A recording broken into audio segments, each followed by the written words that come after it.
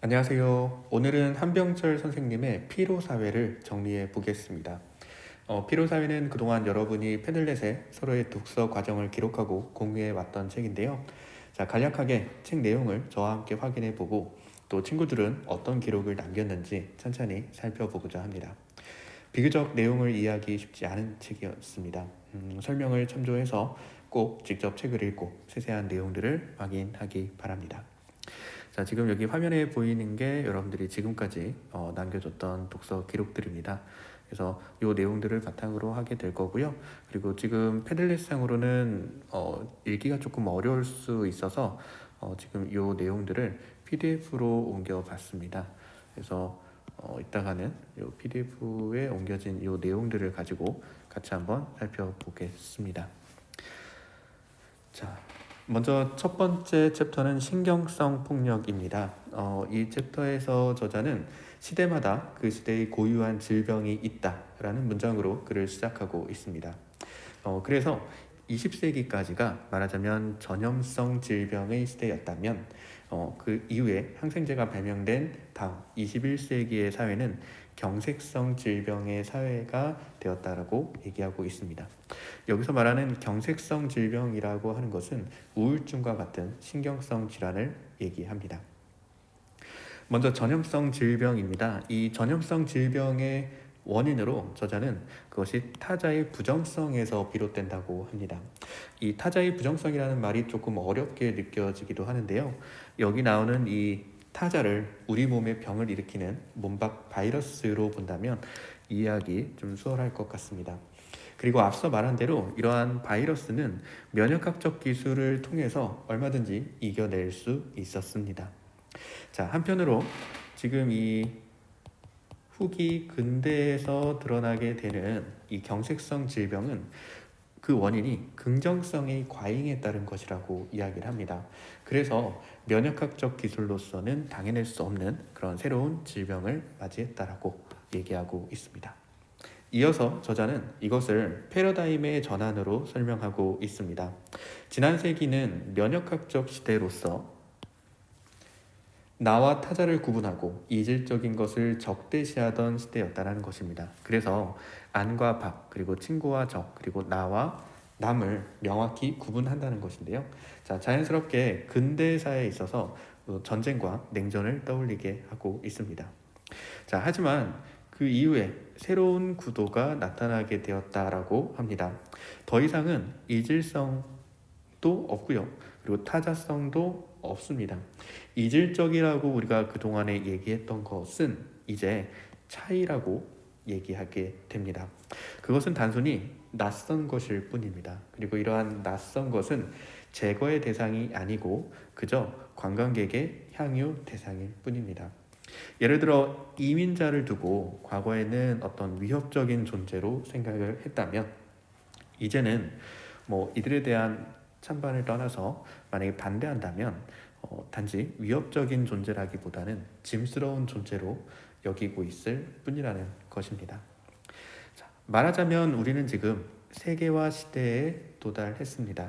그래서 더 이상은 그 이전 시대에 있었던 경계선이나 장벽 같은 것들을 찾아볼 수가 없습니다. 이러한 것을 두고 저자는 부정성의 변증법이라고 이야기를 하는데요. 자, 이것은 면역학적 패러다임에서 타자의 부정을 미리 부정하는 식으로 자신을 지켰던 것을 얘기하고 있습니다. 마치 백신이 그러했던 것처럼 타자의 부정을 내가 미리 부정함으로써 나를 지키고자 한다라고 하는 거죠. 그것은 일종의 배척이라고 말할 수가 있을 것입니다. 그런데 그랬던 것이 이제는 긍정성의 과잉 상태가 되었다라고 합니다. 이것은 말하자면 시스템의 비만 상태로 지방 자체가 바이러스와 같은 질병의 원인은 아니겠지만 지방이 지나치면 몸에 악영향을 주듯이 또 다른 질병의 원인이 될 수 있다고 얘기를 하고 있습니다. 그러면서 얘기하고 있는 것이 두 가지 이제 시대인데요. 하나는 궁핍의 시대, 그리고 하나는 과잉의 시대입니다. 지금 이 세계화 시대에서 우리는 과잉의 시대를 맞이하게 되었고 그 이전에 동화와 흡수에 관심을 가지던 것들이 이제는 거부와 배척에 관심을 두게 되었다라고 얘기하고 있습니다. 그리고 마지막으로 이 내용은 나중에 뒤에서 더 자세한 얘기가 나오겠지만 이러한 결과에 따른 두 시대의 배척은 각각이 면역학적 배척과 그리고 비면역학적 배척으로 그 성격이 다름을 얘기하고 있습니다. 마지막 챕터에서의 내용이지만 미리 잠깐만 소개를 한다면 이때 말하는 이 비면역학적 배척에서의 배척은 쉽게 말한다면 일종의 파괴된 공동체를 의미한다라고 볼 수가 있겠습니다. 자, 그럼 관련해서 친구들이 기록해줬던 내용들을 한번 확인을 해보도록 하겠습니다. 먼저 현수 학생이 쓴 건데요. 제가 지금 다 읽을 수는 없고요. 체크했던 부분만 읽어보도록 하겠습니다. 오늘날에는 다양한 사람들과 세계의 이야기를 접하고 우리도 그들처럼 되어야 한다라고 무의식 중에 강요받으며 스스로를 착취해 나가고 있다. 결국 모르는 사람들을 몰아내는 것으로부터 불안을 느끼는 것이 아니라 새로운 사람들을 접하고 인간관계를 새롭게 형성하면서 그들처럼 나를 만들어 나가는 과정에서 피로와 불안을 느끼게 되는 것이다 라고 정리를 해줬네요. 자, 그 다음 다혜 학생이 쓴 것을 한번 보도록 하겠습니다. 긍정성의 과잉으로 인한 질병을 얘기를 하고 있었고요. 자, 현대사회를 살아가는 대부분의 사람들이 누군가 자신이 할 수 있는 일을 못하게 해서가 아니라 충분히 할 수 있도록 조성된 상황인데도 할 수 없기 때문에 무력감을 느낀다라고 얘기를 했네요. 자, 뒤에서 지금 그 나름의 어떤 사례를 두고 설명하고 있는데요. 자, 이 부분도 꼭 한번 읽어보면 좋겠습니다. 자, 그 다음은 다현이가 이렇게 써줬습니다. 이질적인 것으로부터 오는 위협을 막으며 살아간다는 관점의 면역학적 패러다임이라고 깔끔하게 정리를 해줬네요.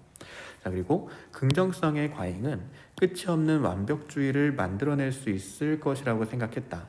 근본적으로는 완벽한 상태라고 여길 수 없는 구조 속에서 완벽을 추구하는 싸움인 것이다 라고 이야기를 해줬습니다.